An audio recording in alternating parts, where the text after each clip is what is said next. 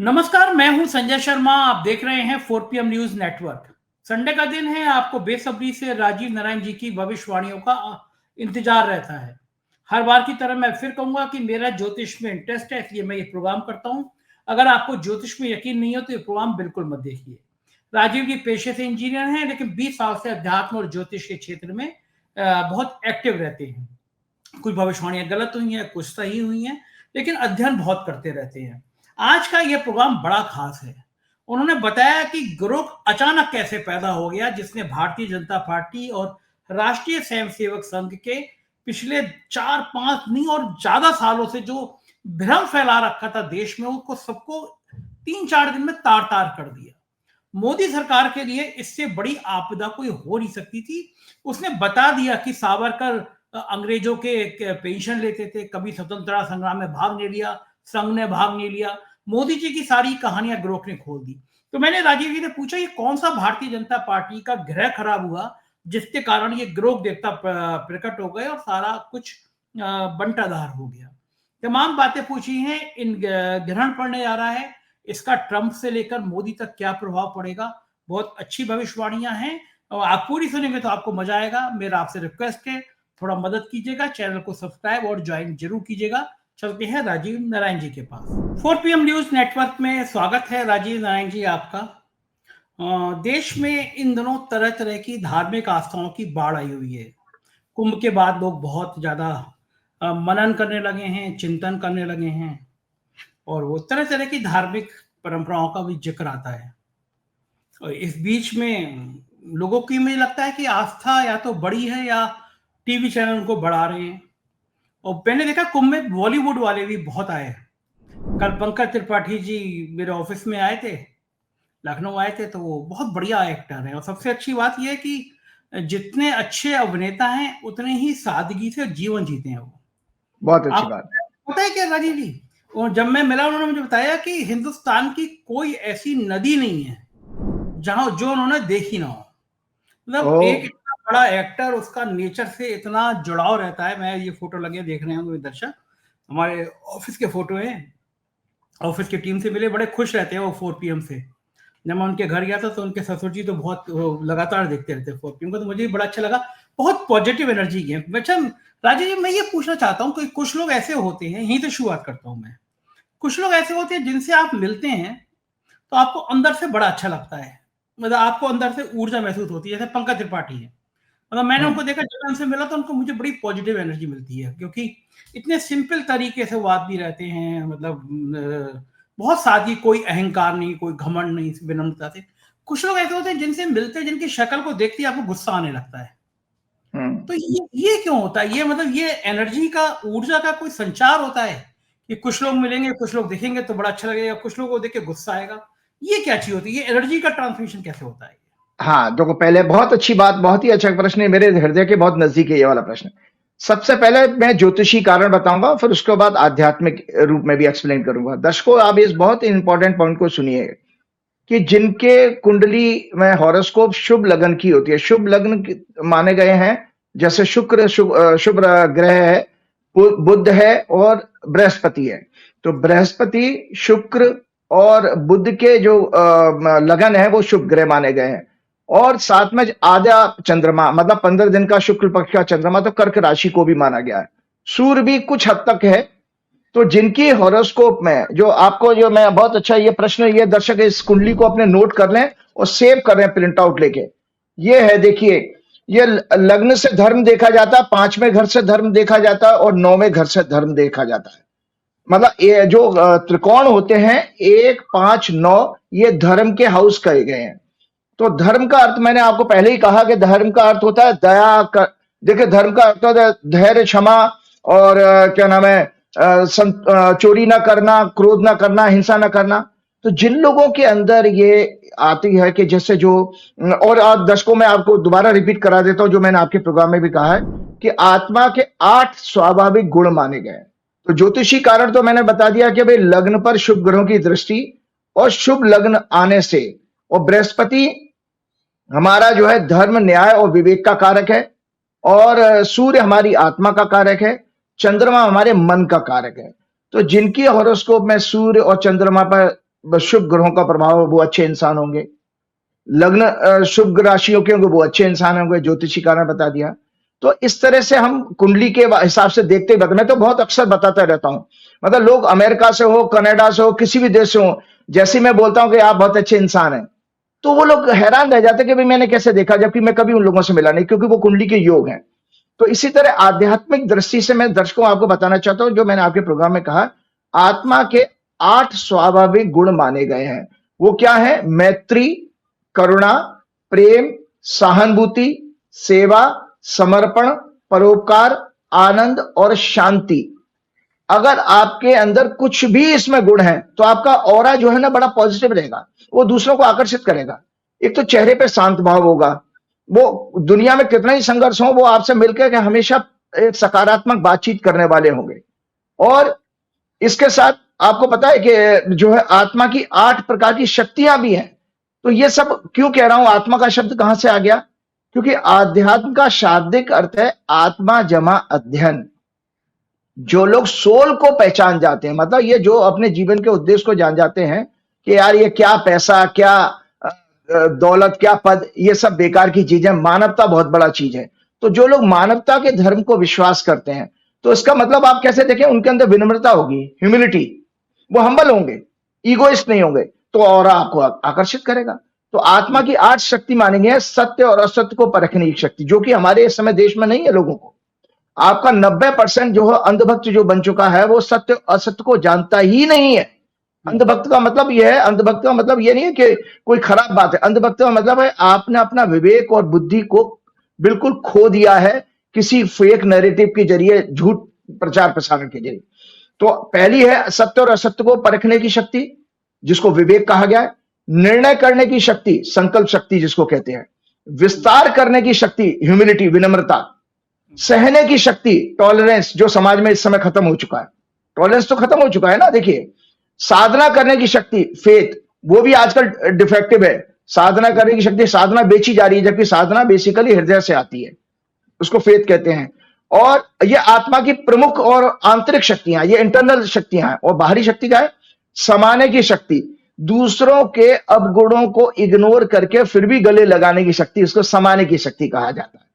और समेटने की शक्ति, समेटने की शक्ति मतलब डिटैचमेंट, आत्मा कुछ भी हासिल हो जाए उससे आप वैरागी बन जाओ। और साथ में आता 8वीं शक्ति है सहयोग करने की शक्ति, जो दया, करुणा, इंपैथी होती है। जिनके अंदर इंपैथी होती है, करुणा होती है, दया होती है, वो भी देखिए पैसे से नहीं होता। ये गलत नोशन है समाज में कि पैसा दान करने से आप बहुत बड़े महान व्यक्ति बन जाए ना। वो फिर मैं आपको भागवत, श्रीमद् भागवत के पर ले जाता हूं। श्रीमद् भागवत में भगवान ने सबसे छोटे श्रेणी का जो दान बताया, संजय जी, पैसे का दान। अच्छा। वो कहते हैं ये निम्न स्तर का दान है, क्योंकि इसमें देने वाला और लेने वाला दोनों खराब हो जाते हैं। भाई देने वाले के अंदर अहंकार आ जाएगा। आप 10 बार उसका जूता मारोगे, यार मैंने उसको 2000 रुपए दिए थे, जरूरत था। अब उसको 2000 क्या दिए, आप 10 बार उसको बेइज्जती करोगे। और लेने वाला निकम्मा हो जाएगा, वो हर बार कोई ना कोई बहाना बना के आपके सामने आए। जैसा कि प्रत्यक्ष उदाहरण हम रेड लाइट पे भिखारियों को देखते हैं, वो टिंचर पिंचर लगा के फिर वो आ जाए, वो कोई काम ही नहीं करेगा। तो ये इसलिए निम्न स्तर का दान। उससे उत्तम दान अनाज का दान माना गया, मतलब खाना खिला दीजिए किसी को। और उससे उत्तम दान माना गया है गौदान, क्योंकि गौदान जो है बेसिकली पहले के जमाने में गाय के वजह से पूरे परिवार की इकोनॉमी चल जाती थी। वो दूध बेच लेते थे, गोबर बेच लेते थे, और सब कुछ मूत्र बेच लेते थे दवाइयों के लिए। उससे उत्तम दान कन्यादान माना गया। स्त्री का मदद करना, कन्या का मतलब कन्या का, अपनी कन्या का दान नहीं होता। दर्शकों, मैंने पहली बात कहा कि ये विवाह के समय ये गलत प्रथा बना दी गई है कि कन्यादान करने पिता आएगा ना। वो दान की वस्तु उसकी अपनी पुत्री नहीं होती है, क्योंकि वो तो उसकी पुत्री है, वो तो उसके कर्तव्य के पालन में आती है। भाई आपने अपनी बेटी को बड़ा किया, पढ़ा लिखा किया, वो पिता है उसका, आप शादी करेंगे, ये कर्तव्य है, ड्यूटी में आता है। और ड्यूटी कभी दान नहीं होता। दान हमेशा जो आपसे जुड़ा हुआ ना हो उसके लिए माना गया। मतलब समाज में किसी और कन्या के लिए अगर आपने मदद की, वो कन्यादान की श्रेणी में आएगा। तो कन्यादान माना गया कन्या को पैदा होने से लेकर उसके स्वास्थ्य, शिक्षा और शादी करने तक जो मदद करते वो कन्यादान। और आपको पता है सर्वोत्तम दान भगवान कृष्ण ने श्रीमद् भागवत में कहा है, ज्ञान का दान माना गया है। ज्ञान, नॉलेज। अच्छा। क्योंकि इस नॉलेज से जो है जीवन पर्यंत उसका जीवन बदल जाता है। मान लीजिए आप किसी संशय में, किसी परेशानी से परेशान चल रहे हैं और आपको सडनली मैं आपको ये कहूं भैया ऐसा नहीं, ये काम ऐसा कर लो, और आपने वो काम किया, सफलता मिल गया, जीवन भर आप कहेंगे यार देखो मैं उस जमाने में बहुत परेशान चल रहा था और उनको मैं मिला था और उन्होंने बहुत ऐसी ऐसी अच्छी गाइडेंस दी कि मेरा लाइफ बदल गई। तो जीवन भर काम आया ज्ञान, क्योंकि ज्ञान को हमारे वेद में कहा गया है। देखिए हमने बार बार आपके प्रोग्राम में कहा है, वेदों ने मनुष्य को राम और कृष्ण को भगवान नहीं कहा है। ये तो पुराण में लोगों ने बाद में बना दिया भगवान राम और कृष्ण को। भगवान राम और कृष्ण हमारी तरह से मानव रूप में आए थे और उन्होंने मानव के जितने संघर्ष होते हैं उनको जिया है। तो संजय जी, वेदों में ज्ञान, सत्य और प्रकाश, आनंद और चेतना, 5 भगवान के स्वरूप बताए हैं। तो ज्ञान क्या होगा? परमात्मा का स्वरूप है। इसीलिए सर्वोत्तम दान जो है ज्ञान का दान आता है। तो ये जो आपने पंकज जी वाली बात बताई थी, वो मैंने बता दी आपको कि ऐसे लोग आत्मा से बड़े ट्रांसपेरेंट होते हैं। मतलब जैसे जो आप गंगा जल की बात करते हो ना, हृदय से पवित्र होते हैं, तो उनका और उनके चेहरे पर और दिखाई देगा। उनका अंदर ये पवित्र है। बिल्कुल ठीक कह रहे हैं आप, लगता भी है। और जो दिन भर निंदा, जो मैंने आपको कहा ना, राक्षसी प्रवृत्ति के लोग निंदा करते हैं, हमारे मोदी जी टाइप के लोग, अमित शाह टाइप के लोग, योगी जी टाइप के लोग, ये निंदा करते रहते हैं, झूठ बोलते रहते हैं दिन भर, हमेशा हिंसा की बात करेंगे, लोगों को भिड़ाने की बात करेंगे। और ये इस तरह से जो लोग, इनके चेहरे पे भाव देखिए, हमेशा इनकी भृत्यां तनी रहेंगी, शांत भाव होगा ही नहीं कभी। ये ऐसे लोग आप कभी अच्छे नहीं मानेंगे। इवन मैं आपको बता दो, आरएसएस के प्रचारकों को भी देख लीजिएगा, उनसे बहुत अच्छी पॉजिटिव वाइब्रेशन नहीं आती है, क्योंकि जीवन भर उनकी परवरिश जो है झूठ की वजह से हुई है।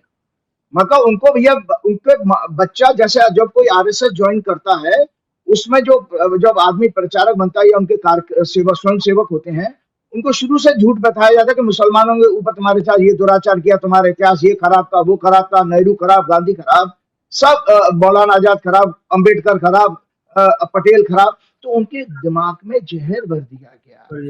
अब आपको बता देता हूँ कि श्रीकांत साहब की पर्सनैलिटी बनती कैसे है संजय जी, व्यक्तित्व। ये हमारे पंकज त्रिपाठी वाले मुद्दे से जुड़ा हुआ विषय है और बहुत अच्छा है, समाज को जानना चाहिए। मेरी वजह ये मेरी सब रिसर्च है कि जो वातावरण होता है, जिसको एनवायरमेंट कहते हैं, तो जिस वातावरण में आप रहते हो, उनमें आप अगर आप ऐसे कलेशी लोगों के, झूठे और क्रिमिनल लोगों के बीच में रहिए, तो आपके शब्द वैसे बन जाएंगे।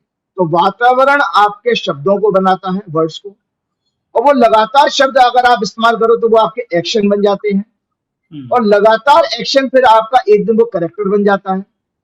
और वो या आप अंधभक्तों के लिए भी तो यही हुआ है कि उनको वातावरण इस तरह का दिया गया, क्योंकि संघ की बैकग्राउंड इसी तरह की आ रही है। संघ सामाजिक संगठन है, उसने कुछ हद तक अच्छा काम किया धर्म को, लोगों को जोड़ने का, लेकिन झूठ बहुत फैलाया। तो वो उससे क्या हुआ, अब आप एक्शन बन गए, एक्शन से करेक्टर बन गया, और करेक्टर, इस तरह के कई लोगों का करेक्टर आपको अगर इस तरह का हो जाए तो वो आपकी संस्कृति बन जाती है, कल्चर। तो सीखा आपने कि वातावरण से शब्द बने, शब्द से बना आपका एक्शन, एक्शन से बना आपका करेक्टर, और करेक्टर ज्यादा मेजोरिटी लोगों का हो, तो जो कि इस समय देश में 2014 से हो गया, वही फेक न्यूज का, वही हिंसा का, जो आप नागपुर के रूप में या संबल के रूप में या जो चारों तरफ देख रहे हो, ये बेसिकली वो ही है जो बोया गया था 2014 से या उससे पहले से बोया गया। तो ये अब इन लोगों को जब आप घर में बिठाओगे ना, तो आपको लगेगा यार ये लोग जाने क्या लूट लेंगे या जाने क्या आपको डिस्टर्ब कर जाएंगे। ये कभी अच्छे वाइब्रेशंस नहीं आती हैं। तो वो पंकज त्रिपाठी जी निश्चित रूप से अच्छे इंसान, उनकी कुंडली बहुत अच्छी, ग्रहों का योग होगा। और धर्म का मतलब यही है, देखो पूजा पाठ और तिलक लगाने से, योगी आदित्यनाथ की तरह गेरुआ कपड़ा पहनने से कहीं शास्त्रों में नहीं लिखा कि आपको ईश्वर मिल जाएगा या आपके अंदर आध्यात्मिक शक्ति आ जाएगी। वो व्यक्ति हमेशा गेरुआ कपड़े में भी हिंसा की ही बात करता है, तो वो तो राक्षसी प्रवृत्ति कहिए। इसके बाद दूसरा सवाल मेरा ये है कि जैसे आपने कहा कि झूठ, फरेब, एक ट्विटर पे, एक्स पे ग्रोक यही सॉफ्टवेयर आया और उसने तहलका मचा दिया। तो भारतीय जनता पार्टी और राष्ट्रीय स्वयं सेवक संघ को तो शायद इतना, जो सालों से वो झूठ फैला रहे थे, उन सारे झूठ का पर्दाफाश 3-4 दिन में हो गया। सारे सवाल जो वो लोग फैलाते थे, ग्रोक ने उसका विस्तार से जवाब दे दिया। मैं ये जानना चाहता हूं कि भारतीय जनता पार्टी की राशि में क्या कोई ग्रह ऐसा था कि जिसमें लिखा था कि एक दिन सालों से जो आपने झूठ फैलाया है, वो झूठ एक एआई सॉफ्टवेयर सिर्फ एक हफ्ते में एकदम तहस नहस कर देगा। ये कैसे आया? एक सॉफ्टवेयर, एक आर्टिफिशियल सॉफ्टवेयर आया और उसने पूरे झूठ का पर्दाफाश कर दिया। ये क्या कोई इस समय में कुछ सितारे ऐसे थे? हालांकि आपने पिछली बार बताया था मुझे कि ग्रहण पड़ रहा है, तो उसके तो वो क्या क्या चीज थी? एग्जैक्ट भाजपा का पलटावार हो गया। एग्जैक्टली, बहुत अच्छी बात। देखो दर्शकों, आज ज्योतिष को इसी को रिसर्च कहा जाता है कि ये किताबी जो 10 किताबें खरीद के आप जोशी बनने की कोशिश करो तो उसमें कहीं नहीं लिखा होगा, कहीं नहीं। ये चिंतन से आएगा, मतलब चिंतन मतलब रिसर्च। तो आपको पहले तो भाजपा की हॉरोस्कोप में जाना पड़ेगा। ये है भाजपा की हॉरोस्कोप जो 6 अप्रैल 1980 को बनी थी। और मजे की बात आपको बता देता हूँ कि जब मैंने भाजपा के उन फाउंडर मेंबर से मिला, जो 4-5 लोगों ने जब भाजपा बनाई थी, तो मैंने उनसे कहा कि भाई आपने ये वो ज्योतिष के अच्छे जानकार भी हैं, बहुत बुजुर्ग हैं, 90 साल के आसपास पहुंचने वाले हैं। तो मैंने उनसे कहा कि मैंने आपने ये कैसे भाजपा का स्थापना इस समय गलत समय पे कर दी, कुंडली तो बहुत खराब है। तो बोले हम क्या करें, वो नानाजी देशमुख वगैरह जो है कुछ जल्दबाजी कर रहे थे। दरअसल क्या था, जनसंघ थी, दर्शकों आपकी जानकारी के लिए बता देता हूँ। जैसे ग्रोक जो है सारे फैक्ट्स अरेंज करता है अपने अपने चैनल से, मेरे पास भी इसी तरह ग्रोक की तरह से कुछ डेटा इकट्ठा करने का, न्यू इंफॉर्मेशन इकट्ठा करने का रहा, कि उठना बैठना रहा मेरा। 1977 में जब जनता पार्टी बनी, उससे पहले जनसंघ हुआ करता था, तो एक सीमित लेवल पे काम कर रहा था, उत्तर भारत में ही उसका प्रभाव तो और ज्यादा नहीं था। आरएसएस की आइडियोलॉजी थी। उसके बाद वो अपने आप को जनसंघ ने मर्ज कर दिया जनता पार्टी में, जनता पार्टी बन गई। अब इसके बाद उन्होंने बताया, मुझे उन्हीं सज्जन ने बताया कि हमको एक जरूरत महसूस हुई कि हमको अपनी एक अलग राजनीतिक पहचान बनानी चाहिए, या तो हम सामूहिक जुड़ गए। तो उन्होंने 1980 में, ये 6 अप्रैल 1980 को ये पार्टी गठित की, जिसका कि मिथुन लगन है। और मिथुन लगन में तीसरे घर में देखिए सारे, तीसरा घर होता है हमारा सूचना देने का। मैं दर्शकों को जल्दी से बता देता हूँ, बहुत इंपॉर्टेंट हाउस होता है तीसरा घर, क्योंकि ग्रोथ, जीवन में आपके जो ग्रोथ होती है ना, आप राइज होना देखना चाहते हो, कोई बढ़ना चाहता है, तो 4 ग्रह माने गए, उसको हाउस ऑफ ग्रोथ कहते हैं। तीसरा, 6वां, 10वां और 11वां। तीसरा घर प्रयास करने का, एफर्ट्स करने का, सूचना का भी वही है, कम्युनिकेशन का भी वही है। और 6वां घर संघर्ष करने का, कंपटीशन, संघर्ष करना, फाइट करना, है ना, किसी में वो ऊर्जा देता है। और 10वां घर और 11वां घर जो होता है कुंडली में, जो मैंने कुंडली दिखाई, किसी की भी कुंडली हो, वो वर्टिकल राइज का है।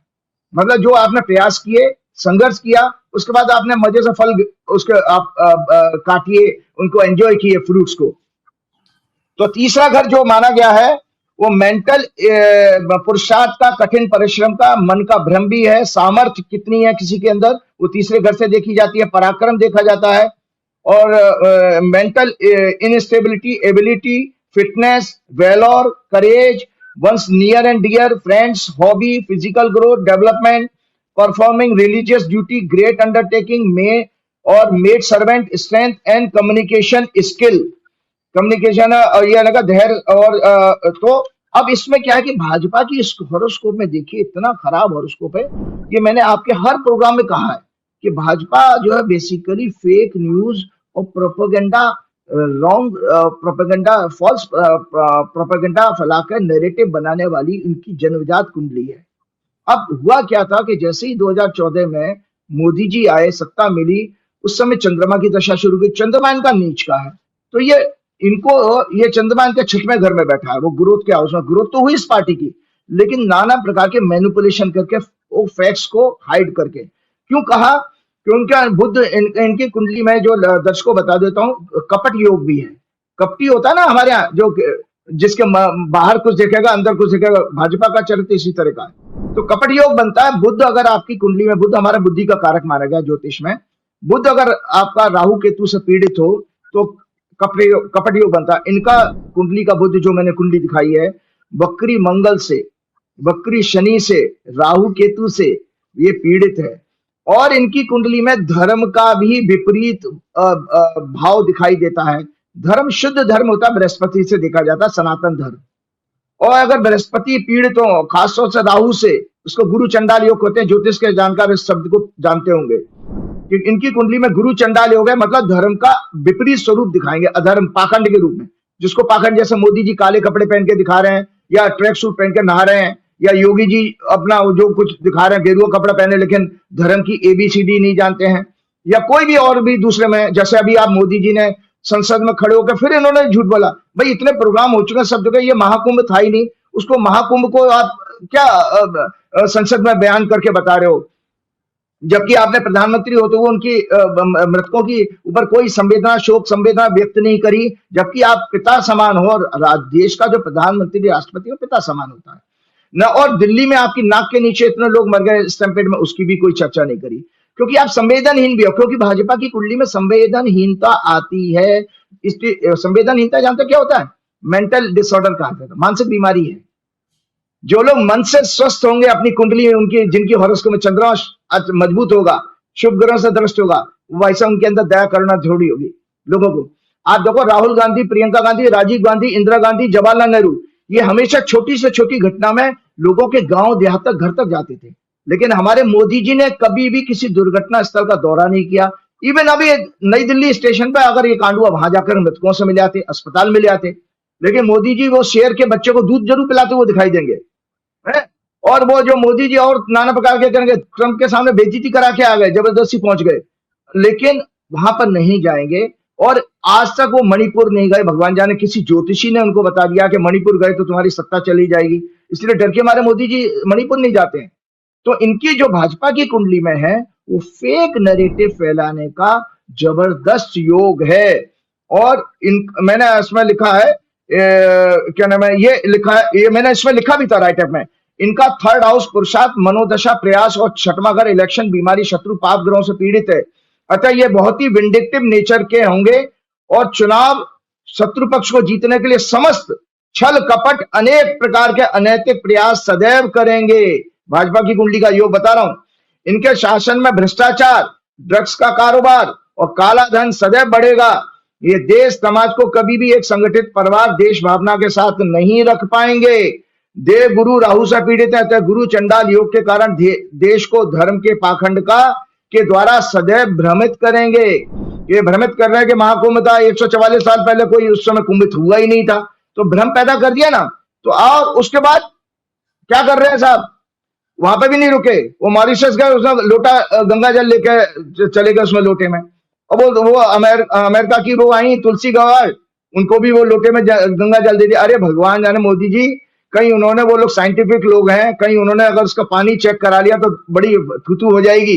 वो गंगा का पानी पहले से दूषित था, तो इसलिए लेकिन उनको अपनी नैरेटिव बनानी है, फोटो खिंचवानी है और मीडिया में बता। तो ये जो कुछ लोग तो कह रहे हैं सोशल मीडिया पे कि मोदी जी कम स्मार्ट नहीं है, गंगा जल की जगह बिस्लरी का पानी मिला दिया होगा, पानी साफ हो जाएगा। लेकिन वो बिस्लरी का ठीक है बिल्कुल।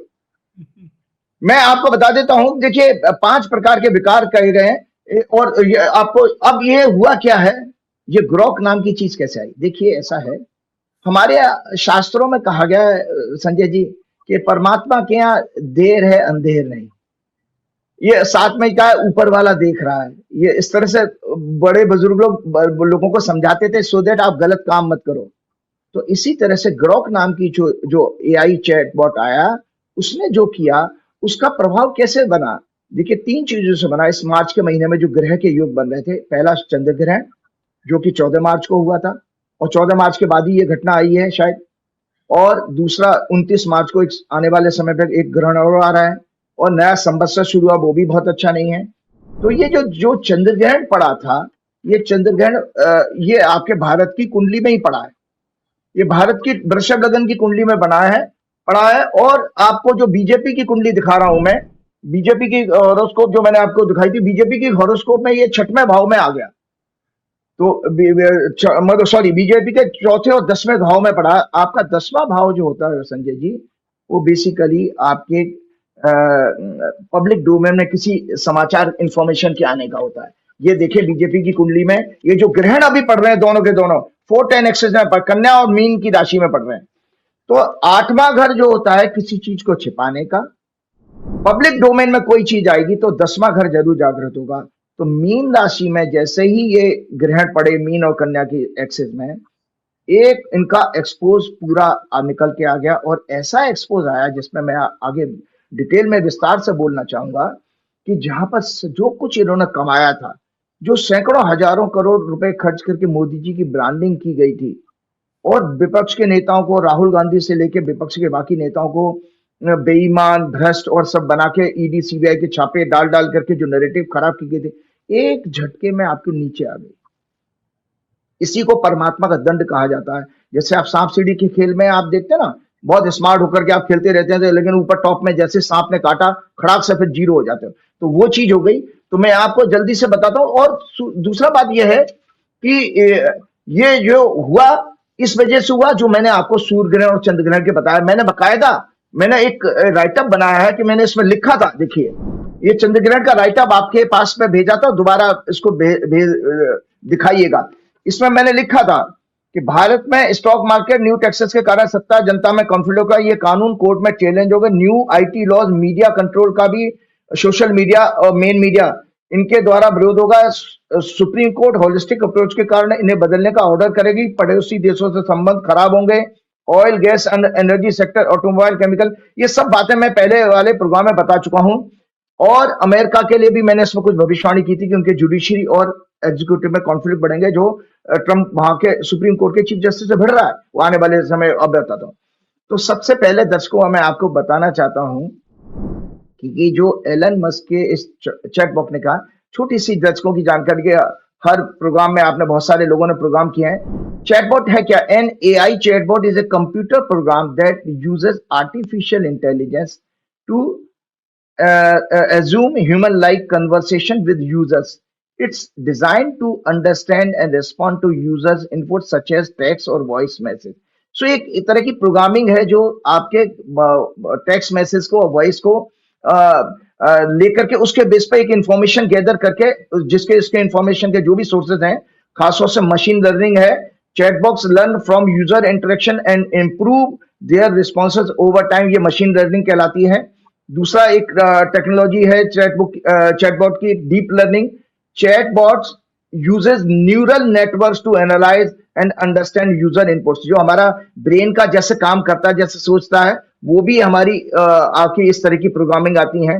तीसरा है डायलॉग मैनेजमेंट, कि हम किस तरह के लहजे में हम बात करते हैं, उसको भी ये मैनेज करना की एक टेक्नोलॉजी है। तो आपने देखा होगा इस ग्रॉक, बाकी बहुत सारे मार्केट में आपके चैटबॉट हैं, लेकिन इस चैटबॉट ने क्यों तहलका बनाया कि इसका डायलॉग मैनेजमेंट बहुत अच्छा है। ये आप ही की भाषा में वो बात करने लगा। आप गरे आ रहे हो तो वो भी गरे आ रहा है, वो पूरी यूपी की भाषा में कह रहा है। अब मान लीजिए जैसे मोदी जी कुछ भी बोले तो ये चैटबॉट कह सकता है, यार झूठ बोलता है, यार ये हमेशा झूठ बोलता है, तो ये कह सकता है क्योंकि उसकी प्रोग्रामिंग इस तरह की हुई है।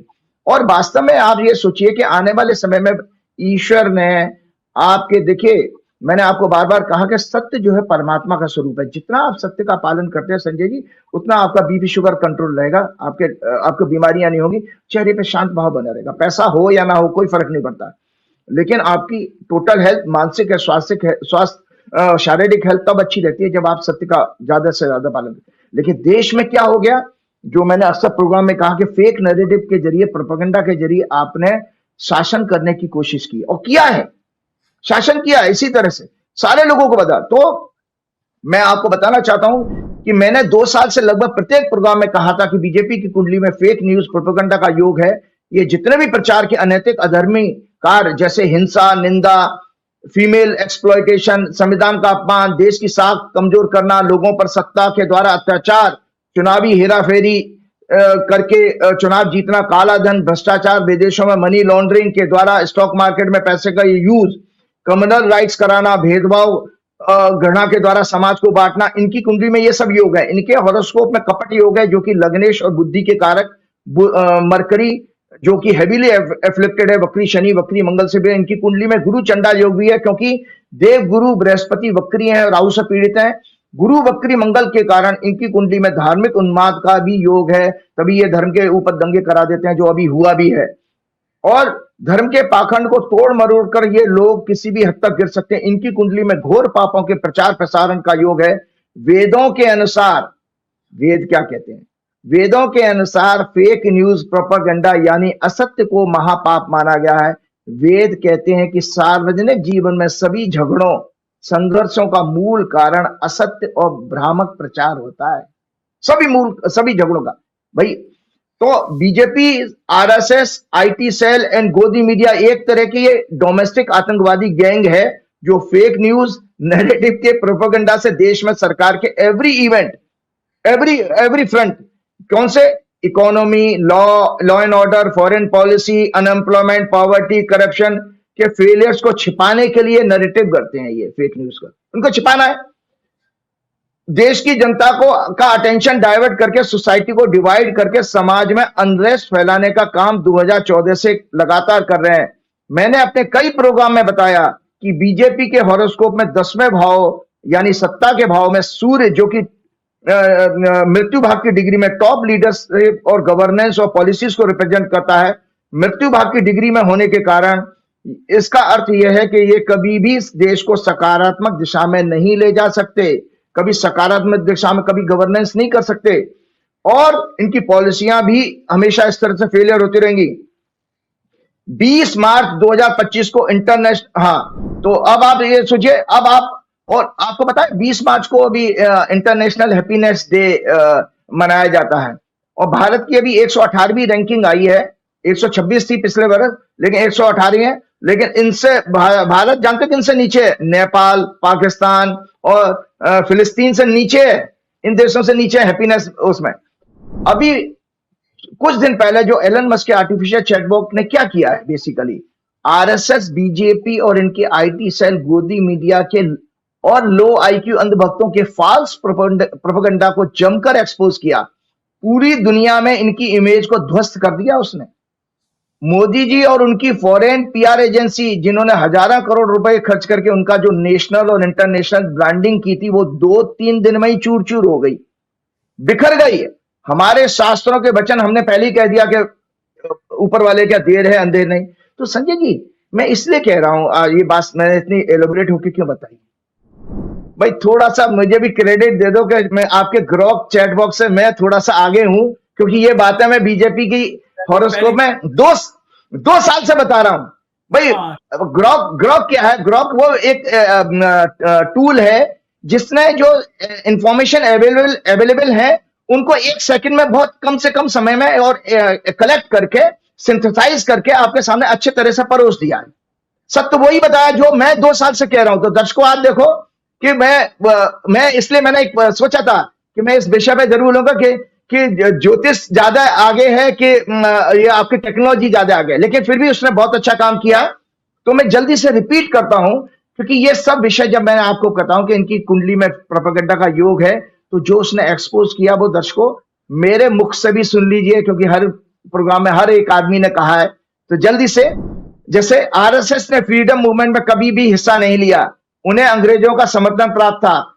ये जो ग्रॉक जवाब दे रहा है, फैक्ट, बड़ी जबरदस्त फैक्ट चेकिंग ये टूल बन गया है। और आपको आने वाले समय में जब भी अभी कोई ऐसी समस्या है तो जरूर ग्रॉक देवता के, अब तो देवता के रूप में पूजा करिए इसको गणेश जी की तरह से।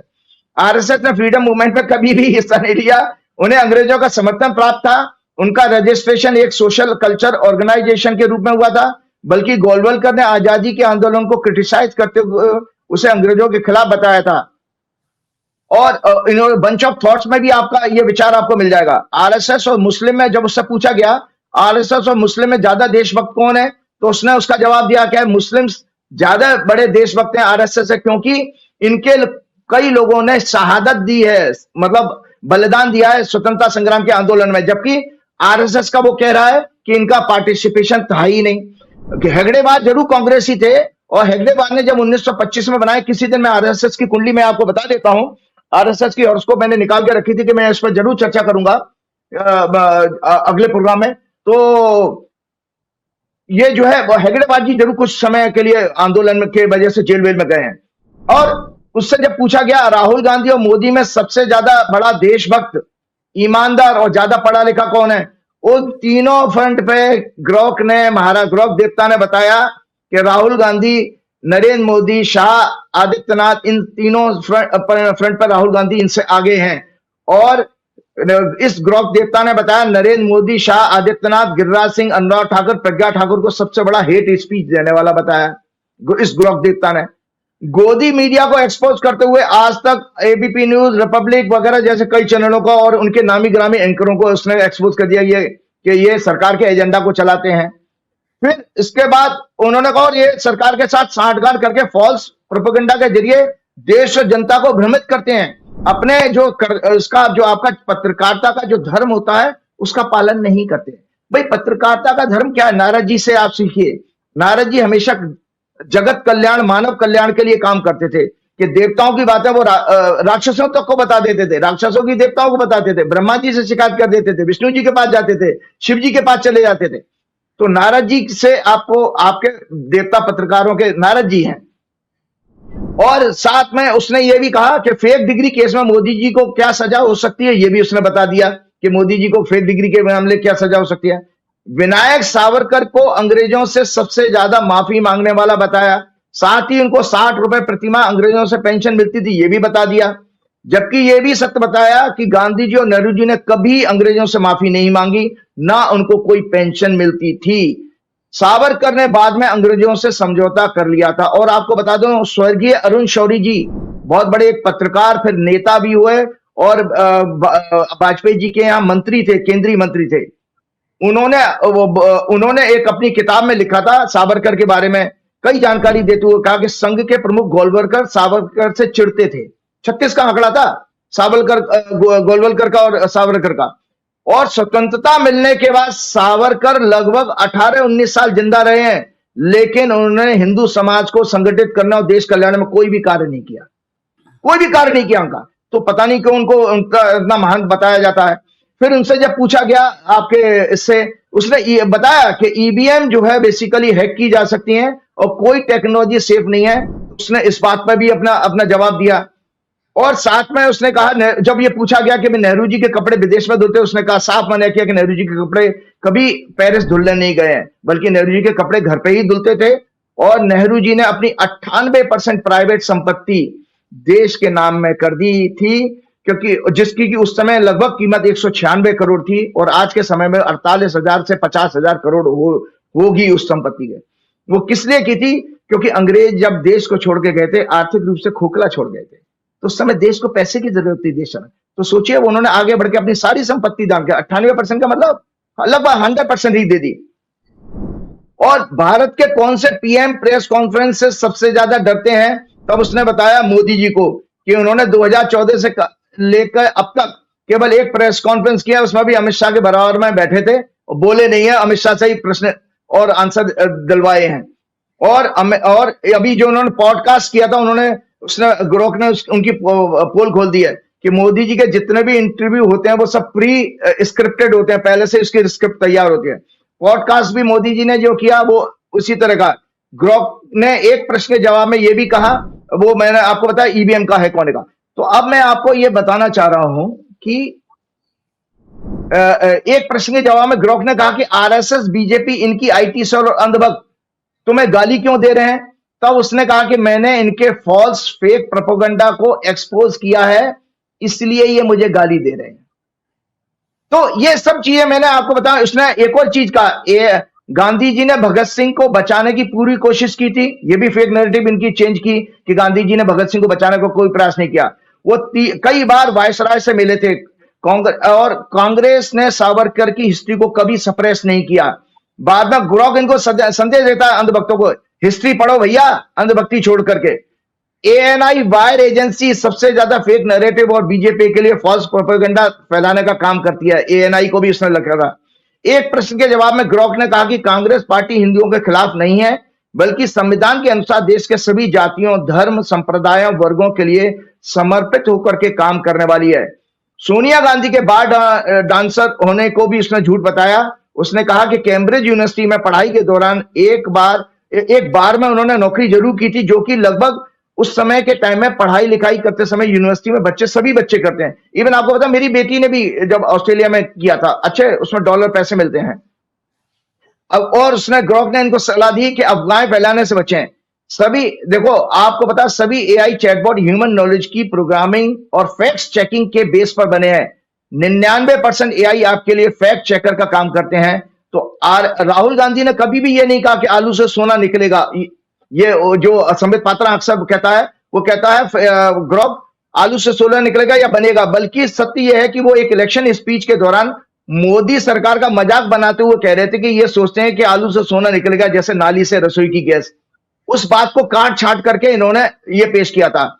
आज देशवासियों से प्रार्थना है कि अगली बार मोदी, शाह, योगी, संघ, अंधभक्त, गोदी मीडिया,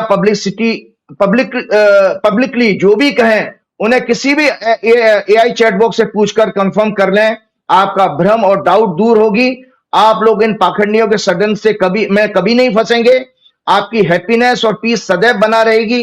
ये सभी लोग पौराणिक काल के उन राक्षसों के समान हैं जो तपस्या करके देवताओं से वेश बदलने का जो है वरदान प्राप्त कर लेते थे। आपको पता है राक्षस क्या करते थे? वेश बदलने का वरदान प्राप्त कर लेते थे और फिर उसका नाजायज और अधार्मिक तरीकों से इस्तेमाल करके लोगों को छलने का और उनका शोषण करने का, उनको दुख पहुंचाने का सदैव प्रयास करते थे। ऐसे संवेदन ही लोग आम जनता के दुखी और कष्ट में होने पर जश्न मनाते हैं, खुश होते हैं। और आपको बताता हूं, ये इस AI को कंट्रोल करना बहुत मुश्किल है। उसका कारण यह है कि इसकी टेक्नोलॉजी थोड़ी सी अलग है। कहीं से मुझे जानकारी मिली, मैं शेयर कर लेता हूं। ग्रॉक और अन्य AI चैटबॉक्स में क्या डिफरेंस है? 4 बुनियादी डिफरेंस हैं। यह है सरकाज़म और ह्यूमर। बाकी दूसरे जो AI चैटबॉक्स बड़े फॉर्मल और प्रोफेशनल हैं। इसकी प्रोग्रामिंग इस तरह से की गई है जैसे इंसानों से आप आम भाषा में बात कर सकते हैं, ऐसी ये कैजुअल तरीका है इसका, इसलिए ये पॉपुलर हो रहा है। ग्रोक के ट्रेनिंग डॉक्यूमेंट्स में इन सब बातों का पहले से ही जिक्र है। फ्रीडम ऑफ स्पीच को फॉलो करना, उसकी रेस्पेक्ट करना, डू नॉट मॉरलाइज एंड जज, do not follow popular narrative, find out the truth always. Elon Musk ने पहले ही कहा था कि वो ऐसा चैटबॉट बनाना चाहते हैं कि जो फियरलेस होकर के मैक्सिमम ट्रुथ सीकिंग होकर उन स्पाइसी सवालों का जवाब दे सके जिनको डिस्कस करने में दूसरे चैटबॉट इंटरेस्ट नहीं लेते हैं। और आपको पता है रियल टाइम एसएस है विद अपडेट इंफॉर्मेशन, क्योंकि ये एक्स का हिस्सा है। एक्स पे उसको सारा डेटा एकदम इंस्टेंट मिल जाता है। और ये सेंसरशिप का भी ये ट्विटर को गाली देने वाले लोगों को उन्हीं की भाषा में गाली दे करके सेंसरशिप का भी काम कर सकता है। तो ये मैंने सब इसलिए बताई कि आज आपने जो भी ग्रॉक ने आपके लिए काम किया, कम से कम मुझे तसल्ली है संजय जी कि मैं जो 2 साल से कह रहा था, अब तो आपको कम से कम विश्वास हो जाना चाहिए कि उसी पैटर्न पे ये बात यकीन हो रहा है। चलिए वो आखिरी सवाल लेते हैं, क्योंकि अब सूर्य ग्रहण होने वाला है। सूर्य ग्रहण होने वाला है ना? तो जी, सूर्य ग्रहण का लोग बड़े कंफ्यूज होते हैं कि हमारी राशि पे क्या आएगा, हमारी राशि पे क्या आएगा। अखबारों में, टीवी चैनल में अलग अलग तरह के पंडित जी, नौटंकी टाइप के पंडित जी बैठ जाते हैं कि मेष पे ये, कन्या पे ये, कुंभ पे ये। तो मुझे बताइए कि ये सूर्य ग्रहण जो होता है ये राशियों पे किस तरह का प्रभाव डालता है और इसके बाकी प्रभाव, सामाजिक और राजनीतिक प्रभाव क्या होते हैं? देखिए दर्शकों, ये है इस सूर्य ग्रहण की कुंडली। जो सूर्य ग्रहण उस समय आपका होगा 29 मार्च को। हालांकि ये भारतवर्ष में नहीं दिखाई देगा, नॉर्थ अमेरिका में, कनाडा में और आपके यूरोप में, रशिया में, इन देशों में दिखाई देगा। लेकिन खगोलीय घटना तो 29 मार्च 2025 को 2:21 पे स्थानीय समय, दिल्ली का बता रहा हूं, अमेरिका का समय थोड़ा अलग होगा, तो ये सूर्य ग्रहण पड़ेगा। कर्क लगन उस समय उदय हो रहा है ब्रह्मांड में। केतु तीसरे घर में है, 8वें घर में शनि है और 9वें घर में सूर्य, चंद्र, बुध, वक्री, शुक्र और राहु हैं और 11वें भाव में आपके बृहस्पति है और 12वें भाव में मंगल है। इस सूर्य ग्रहण का प्रभाव, पहली बात तो मैं आपको दर्शकों को टेक्निकल चीजें हर हमेशा बताई है मैंने, कि साइंस भी मुझे बतानी है, क्योंकि मेरे से लोग एक्सपेक्ट करते हैं मेरा साइंस का बैकग्राउंड है। सूर्य ग्रहण की कंडीशन हमेशा ये होगी, सूर्य ग्रहण अमावस्या को ही होगा। तो सूर्य ग्रहण क्या है कि हमने जैसे पिछले प्रोग्राम में आपको सूर्य के नजदीक कुछ ग्रह बताए थे, सूर्य से कुछ दूर आउटर सर्किल में ग्रह होते वो भी बताए थे। तो जब अमावस्या को सूर्य, चंद्र और पृथ्वी एक स्ट्रेट लाइन में आ जाते हैं, उस समय चंद्रमा सूर्य और पृथ्वी के बीच में बादल की तरह आकर सूर्य के आने वाले प्रकाश को पृथ्वी पर रोकता है। चंद्रमा क्या है ना, एक बादल की तरह आ जाता है, तो हल्का सा पार्शली अंधेरा दिखाई देगा या हिस्सा कुछ ढका हुआ दिखाई। पूर्ण अगर ग्रहण, ये आंशिक ग्रहण है दर्शकों, आपकी जानकारी है, तो वो और आपको पता है पक्षियों को, जानवरों को ये जब पूर्ण सूर्यग्रहण हुआ था ना, जो कच्छ वाला 2001 में, उस समय इतना अंधेरा छा गया था कि पक्षी जो है अपने घर जाने लगे उड़ के। उनको लगा कि उनको आभास होने लगा कि शायद शाम हो गई है। वो तो शाम होते अंधेरा होने पे चले जाते ना, और जानवर रोने लगे, ये सब क्योंकि उनको अनयूजुअल लगता है कि ये कैसे हो गया। उनको बेचारों को ये ज्ञान तो है नहीं कि ये खगोलीय घटना है। तो उसका संकेत भी शास्त्रों में लिखा है, जो मैंने आपको मंडेन एस्ट्रोलॉजी की हमेशा किताब दिखाई है, इनमें पूरा चैप्टर है ग्रहण के ऊपर। तो अब आपने समझ लिया कि पृथ्वी के ऊपर आने वाला सूर्य का प्रकाश बाधित हो रहा है चंद्रमा के कारण, तो ये सूर्य ग्रहण हो गया। और आप इसका आध्यात्मिक महत्व क्या है? प्राचीन समय में जब वेस्टर्न वर्ल्ड के लोग ग्रहण को भगवान का प्रकोप मानकर घबरा जाते थे, उस समय भारतीय ज्योतिषियों ने इसे ईश्वरीय संकेत मानकर, महाशुभ पर्व मानकर जप तप आदि अनुष्ठान करने का ज्ञान दिया था। देखिए, ऐसा नहीं है, जो मैंने पिछले प्रोग्राम में भी आपके कहा, उसको जल्दी से रिपीट नहीं करूंगा कि सूर्य दरअसल क्या है? सूर्य ग्रहण, सूर्य हमारे यहाँ हमारे नर्वस सिस्टम, हड्डियों को, bone marrow cells, vitamin D, courage, fighting power, confidence, राजा, गवर्नेंस, मतलब किंग जो होता है, रूलर होगा, उसके ऊपर, और किसका प्रभाव किनको देखना चाहिए, मैं आपके जो प्रश्न का जवाब दे रहा हूं। और जिनकी सिंह लगन की कुंडली है उनके ऊपर, या जिनकी कुंडली में सूर्य अगर पीड़ित है तो उनके ऊपर प्रभाव होगा, और जिनकी सूर्य की दशा चल रही है उनके ऊपर। सिंह लगन की कुंडली, सूर्य उसका स्वामी होता है। तो ये जो है कंप्लीट हेल्थ को गवर्न करता है सूर्य। और सूर्य और चंद्रमा ग्रहण के समय जब इन ऊर्जाओं में व्यवधान आता, तब ये हमें धीरे धीरे प्रभावित करती हैं। इसका स्लो इफेक्ट महसूस होता है। सूर्य बुद्धि आत्मा का कारक है, चंद्रमा मन, पृथ्वी संसार और माया है। मतलब आपको आध्यात्मिक दृष्टि से बता दूं, सूर्य आत्मा है, बुद्धि है, चंद्रमा मन है, और पृथ्वी क्या है? संसार और माया, हम सब। सूर्य ग्रहण बौद्धिक और आत्मिक बल को प्रभावित करता है, कि इसीलिए यही कारण है हमारे आचार्यों ने मन बुद्धि के विक्षिप्त हो जाने पर उनको स्थिर करने के लिए भक्ति, जप और सेवा दान की बात कही है। ये आयुर्वेद के अनुसार हमें भोजन सदैव स्वच्छ वायुमंडल में शांत मन के साथ करना चाहिए, क्योंकि डाइजेस्टिव फायर का सीधा संबंध हमारे माइंड से है। उत्तेजना, भय, संशय, डर की अवस्था में बॉडी की पीएच एसिडिक हो जाती है, जिसके कारण कई प्रकार के रोग उत्पन्न होने की पॉसिबिलिटी बन जाती है। इरेगुलर डाइजेशन भी वेट लॉस, वेट गेन का कारण बनता है। कॉन्स्टिपेशन, स्लीप डिसऑर्डर जैसी बीमारियों को जन्म देता है। ये मैं पिछले प्रोग्राम में बता चुका हूं, लेकिन मुझे आज ये बताना दोबारा इसलिए जरूरी था क्योंकि आपके अंदर ये भय दूर हो। और साथ में जो आपका प्रश्न है, दर्शकों में बता देता हूं कि 12 राशियां हैं। ब्रह्मा, अगर हम पूरे वर्ल्ड की आबादी 800 करोड़ लें, 800 को 12 से भाग दीजिए तो लगभग 58-59 करोड़ राशि एक आदमी की, 58-59 करोड़ लोगों की एक राशि बनेगी। क्या सबके लिए प्रभावित होगा? नहीं। सो ये गलत भ्रामक प्रचार है। सूर्य ग्रहण व्यक्तिगत रूप से प्रभाव नहीं डालता, सामूहिक रूप से प्रभाव डालता है। मान लीजिए मोदी जी के ऊपर प्रभाव डाला, तो मोदी जी के वजह से जो मोदी जी गलत नीतियां लेंगे, गलत निर्णय लेंगे, उससे हमारे ऊपर सामूहिक प्रभाव पड़ेगा।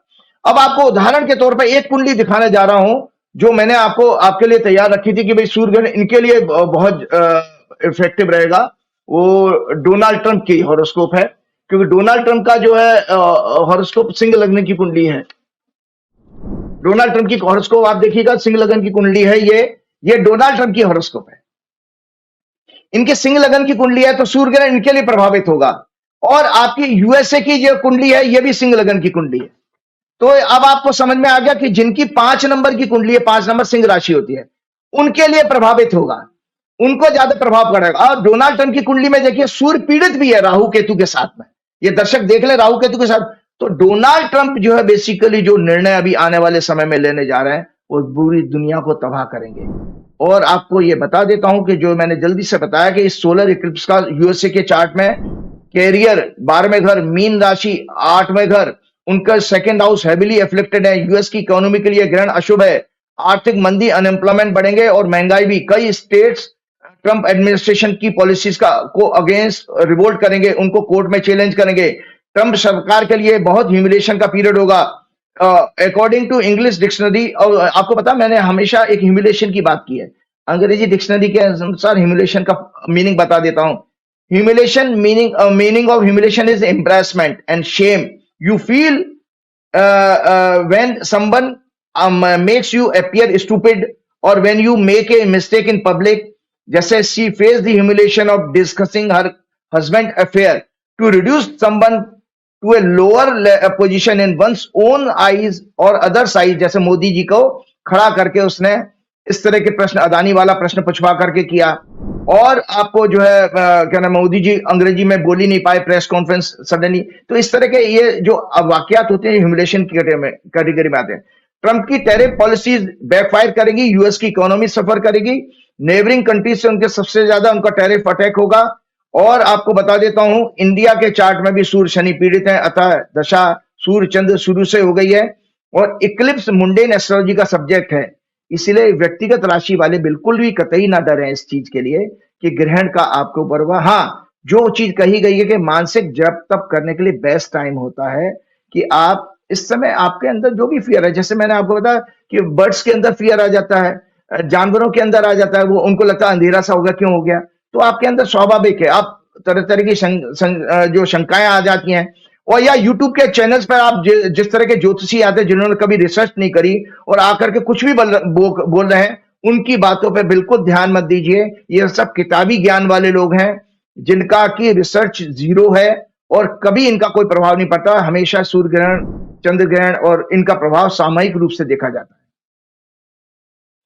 इनका बस आखिरी सवाल ये कि पॉलिटिकली क्या होगा, सूर्य ग्रहण का कुछ असर राजनेताओं में भी पड़ेगा?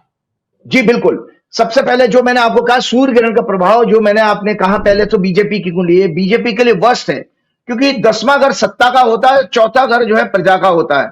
प्रजा और सत्ता के बीच में टकराव बढ़ेगा, और बीजेपी की कुंडली में ये 5 ग्रह 6 ग्रह, शनि भी ज्वाइन कर लेगा। बीजेपी का जो ग्रोक ने अभी आपका एक्सपोज किया है, इस तरह से बीजेपी के हॉरोस्कोप में और ज्यादा स्कैंडल्स जो है अभी एक्सपोज होंगे। विदेशों में मनी लॉन्ड्रिंग के, फाइनेंस के, सेक्स स्कैंडल, क्योंकि शुक्र भी इसमें आ रहा है, मीन राशि में इस समय शुक्र है, बुध भी है। और बीजेपी के, आपका पता है कि बीजेपी के आईटी सेल का और इनका सूचना तंत्र का पूरा पर्दाफाश हो गया। बीजेपी जो जिस तरह से एलन मस्क के खिलाफ इन्होंने जो एलन मस्क का केस आया है, वो इस तरह के केसेस बीजेपी के लिए और एम्ब्रेसमेंट लेकर के आएंगे मोदी सरकार के लिए। तो मैंने आपको पहले ही कहा था, याद रखिए कि रावण बहुत स्मार्ट था, संजय जी, रावत बहुत स्मार्ट था। उसने, वो चाहता तो पहले ही वो राम के हाथों अपनी मृत्यु पा सकता था। उसने कहा कि जितने मेरे लोगों ने मेरे साथ मलाई खाई है सत्ता में, उनको सबको पहले मरवाऊंगा। तो मोदी जी भी यही कर रहे हैं कि उनके सूचना तंत्र हो, उनके ब्यूरोक्रेट्स हो, उनके अंधभक्त हो, और जितने भी हैं 2014 से जितने लोगों ने उनको, उनके घमंड को बढ़ाने में मदद की है, उस सबका पर्दाफाश होगा इस तरह के टूल से। ये ऊपर वाले ने एक अपॉर्चुनिटी दी है ग्रोक के जरिए, ये रुकेगा नहीं। और ये इनका सूचना का जो मैंने कहा था, ये गोदी मीडिया के लिए पहले के प्रोग्राम में भी मैंने कहा था, मीडिया के लिए मृत्युतुल्य कष्ट है। ये मेन स्ट्रीम मीडिया की इंपॉर्टेंस खत्म हो जाएगी इसमें। देखिए, मेन स्ट्रीम मीडिया की ये थी कि सरकार से प्रश्न पूछना और सत्य को सामने लाना। वो सरकार से प्रश्न तो पूछती नहीं है, लेकिन सत्य जो है लाने में भी बिल्कुल नहीं है, पीछे हट जाती है। और जबकि ग्रोक से क्या है, अब आप देखो लोगों की टेंडेंसी क्या देख रहा हूं मैं, रोज देखता रहता हूं कि हर चीज का जवाब लोग ग्रोक से पूछ रहे हैं। तो उनको एक अच्छी चीज मिल गई है, और ट्रंप का ये अभी कुछ बिगाड़ नहीं पाएंगे। ट्रंप ने देखिए इनको एक्स के किसी पुराने केस में इनको लपेट लिया है, और ये कहा है कि जो सहयोग नाम का पोर्टल इन्होंने बनाया है, बेसिकली ये सेंसरशिप है। उसको कर्नाटक हाईकोर्ट में चैलेंज भी किया है। तो सरकार का अभी मीडिया के साथ में, इनके तंत्र का और सोशल मीडिया के साथ में इनका टकराव बढ़ेगा। जुडिशरी में इनके केस चैलेंज होंगे। और आपको, जैसे मैंने आपको कहा था ना, जब आपका पिछला प्रोग्राम मैंने चंद्र ग्रहण का किया था और ये बताया था संवत्सर की कुंडली चर्चा करते समय मैंने ये कहा था कि भाई ये इसमें पूर्व काल में क्या था कि प्रोमिनेंट लोगों को इसमें कष्ट आए हैं। आपको मैंने ये भी बताया था संजय जी कि इसमें जो है तहलका कांड हुआ था 2001 में, जब सूर्य राजा बना था। तो इसी तरह से अभी आपने देखा कुछ दिन पहले एक जज साहब के, दिल्ली हाईकोर्ट के जज साहब के घर में करोड़ों रुपए मिले हैं। तो ये प्रोमिनेंट लोगों के स्कैंडल्स को, करप्शन को एक्सपोज करेगा ये संवत्सर, जो अभी शुरू होने जा रहा है आपका 29 तारीख से। और मैंने ये अर्थक्वेक की बात कही थी। जल्दी से मैं एक चीज और आपको बताना चाहता हूं प्रोग्राम खत्म करने से पहले, कि संवत्सर का जो है उस दिन कुछ छोटे धार्मिक रिचुअल्स होते हैं। दर्शक इससे मेरे से अपेक्षा करते हैं देखिए, पहले तो आपको बता देता हूं दर्शकों, हमारे जो हिंदू महीने हैं वो चंद्रमा के नक्षत्र के ऊपर बने हैं। जैसे चित्रा नक्षत्र से जो उसका सीक्वेंस क्या है, चैत्र पहला महीना, दूसरा महीना वैशाख, चैत्र आता है चित्रा नक्षत्र से, वैशाख विशाखा नक्षत्र से, तीसरा महीना ज्येष्ठा, ज्येष्ठा नक्षत्र से, बुध का नक्षत्र, चौथा आषाढ़ नक्षत्र, आषाढ़ नक्षत्र से, पांचवा श्रावण, छठवां भाद्रपद, सातवां आश्विन, आठवां कार्तिक, नौवां मार्गशीर्ष और 10वां पौष जिसको पुष्य नक्षत्र से बना है, 11वां माघ जो मघा नक्षत्र से केतु के बना है, और 12वां फागुन जो फागुनी उत्तर फागुनी नक्षत्र से बना शुक्र के। और आपको पता इसमें ब्रह्मा जी संवत्सर के दिन क्या करना चाहिए। संवत्सर ये आपको बता कि इंडिविजुअल वर्षफल जब व्यक्ति विशेष की कुंडली में गोचर का सूर्य उसके जन्म के सूर्य की सेम डिग्री में पहुंचता है तब शुरू होता है, जिसे एनुअल हॉरोस्कोप कहा जाता है। इसमें वर्ष का स्वामी ग्रह मुंता और मुंतेज की पोजीशन आने वाले वर्ष के बारे में होने वाली घटनाओं का एक बड़ा संकेत देती है। इसके फलादेश के सिद्धांत होरा ज्योतिष से थोड़े भिन्न है। आपको एक जानकारी बता देता हूं, 6 अप्रैल को बीजेपी की वर्षफल आ रही है। अब इसे बोल देता हूं, बहुत खराब वर्षफल है, इसकी चर्चा हम अगले प्रोग्राम में कर लेंगे। धार्मिक पूजा अर्चना जरूर होती है हमारे यहाँ, आपको पता है। देखिए, अगर आप अभी बाग बगीचे में चले जाइए संजय जी, प्रकृति भी संकेत दे रही है कि ये नया वर्ष है, कि अब आप पूरे सब झड़े हुए पत्तों का, सूखे पत्तों का आपको अंबार ढेर मिल जाएगा, नए पत्ते आ रहे हैं, तो इसी पीरियड में आ रहा है, अभी संवत्सर आए नहीं है। तो इसमें ब्रह्मा जी, गणेश जी, सृष्टि के प्रधान देवी देवता, यक्ष, राक्षस, गंधर्वों, ऋषि मुनियों, ज्योतिषियों, प्रकृति, रोगों के उपचार इत्यादि की पूजा की जाती है। इसमें पंचांग की पूजा होती है, इसमें पंचांग की पूजा होती है। जैसे आप धार्मिक ग्रंथ होते हैं, क्योंकि ये हमारे काल का बारे में बता रहा है। काल मतलब समय। और प्रत्येक व्यक्ति अपने घर पर अपने संप्रदायों के अनुसार ध्वज लगाता है। आपको पता, आप देख लेना 29 मार्च को, 30 मार्च को लोगों ने अपने झंडे बदले होंगे, मंदिरों में भी झंडे बदले जाते हैं। उसे लगाएं, ग्रह को सजाएं, आभूषण इत्यादि पहनकर उत्सव के रूप में इस दिन को मनाएं।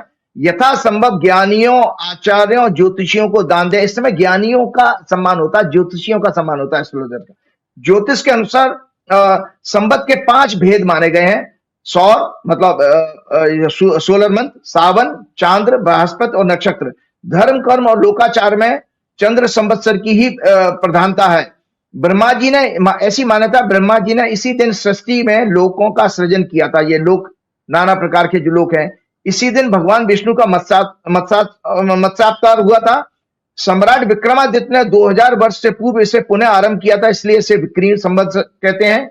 इसका देश दुनिया आदि के बारे में भविष्यवाणी, लोक व्यवहार के उत्सव, धार्मिक जो है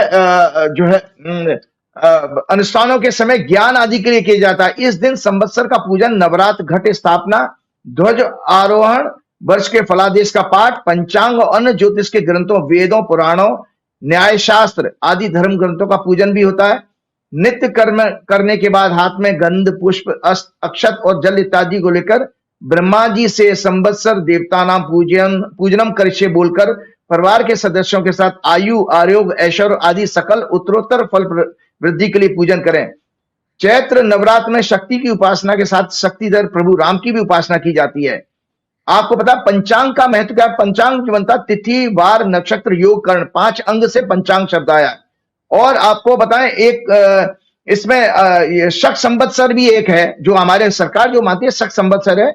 यह संवत्सर शालिवाहन नामक राजा ने चलाया था। एक मान्यता के अनुसार कार्तिक प्रथम को इस संवत का प्रवर्तक माना जाता है। इससे अब राष्ट्रीय संवत की भी मान्यता प्राप्त है। यह प्रतिवर्ष 22 मार्च को मनाया जाता है, प्रतिवर्ष 22 मार्च को। अगर शक संवत में अगर विक्रमी संवत में अगर 135 घटा दीजिए तो शक संवत बनेगा।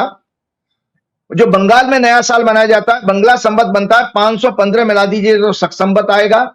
ईसवी सन में जैसे हमारी इस समय 2025 है, 57 जोड़ दीजिएगा तो विक्रमी संवत आ जाएगा। जैसे अभी 2082 संवत है ना, तो 2025 में आप 57 जोड़ दीजिएगा तो विक्रमी संवत बनेगा।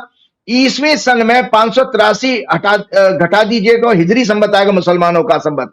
583 माइनस कर दीजिए, ये लोग दर्शक नोट करेंगे इसलिए मैंने बताया। शक संवत -500 हिजरी संवत माना गया है।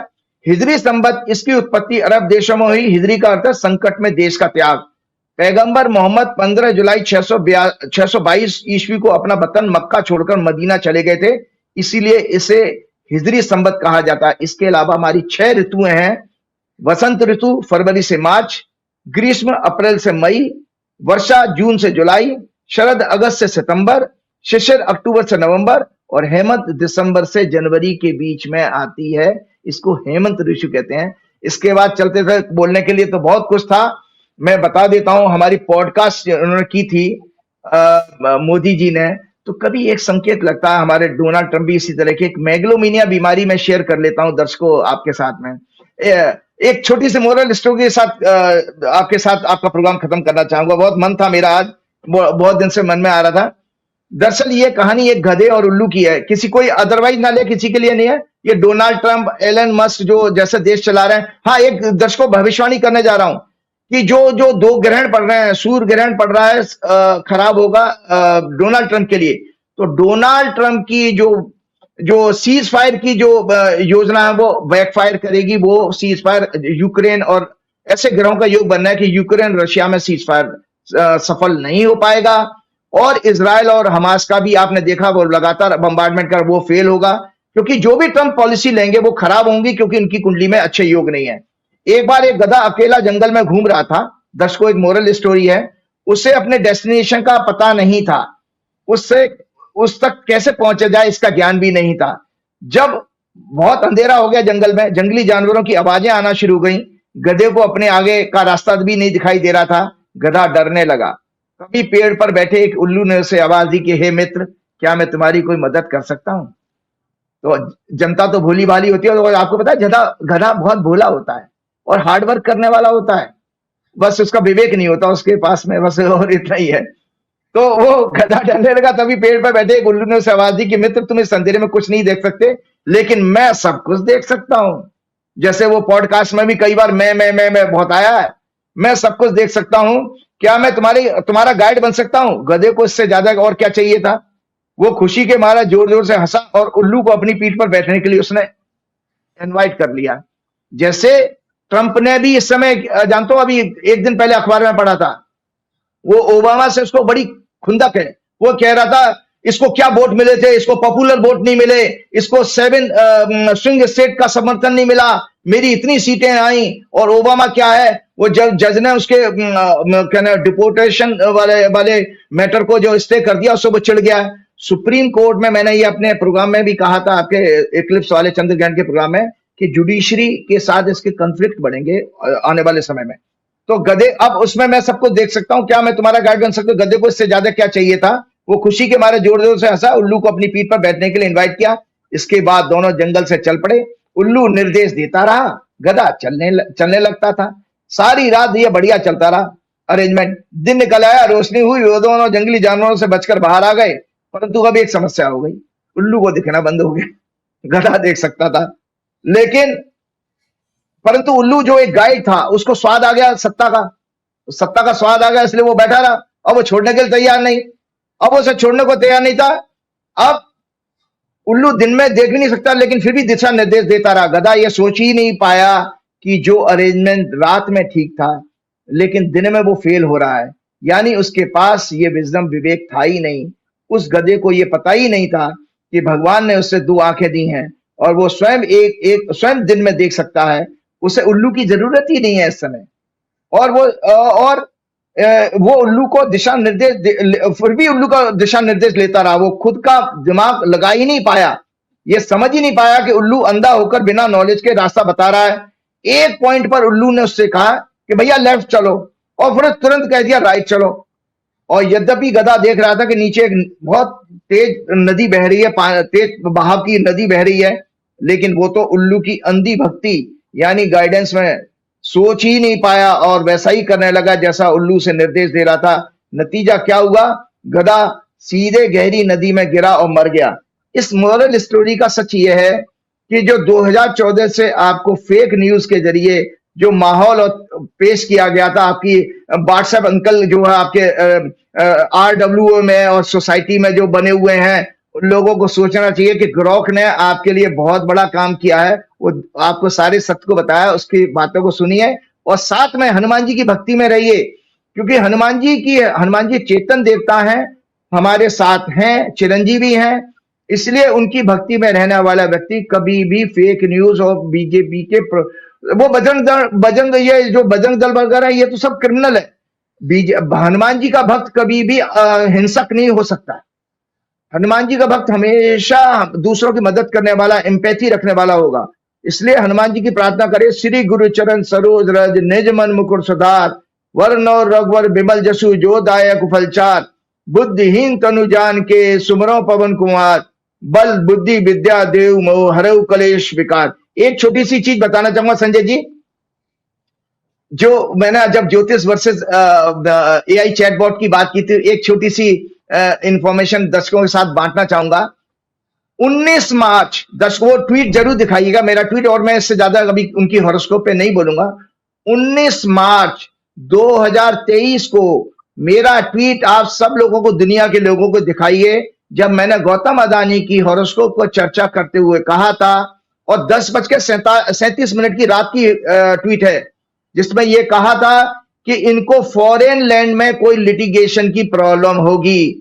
और आज देखिए जब सम्मन उनके दरवाजे तक सर्व हो चुका है, तो मेरी भविष्यवाणी 2 साल पुरानी वो सत्य साबित हुई है। भाई मैं नहीं इसके बारे में कह सकता कि वो जेल जाएंगे, नहीं क्या होगा, वो उनके आगे की ग्रहों के ऊपर छोड़ता हूं, लेकिन मेरी भविष्यवाणी हुई, इसको ग्रॉक नहीं कर सकता था, इस भविष्यवाणी को ग्रॉक नहीं कर सकता, वो ज्योतिष का विषय है।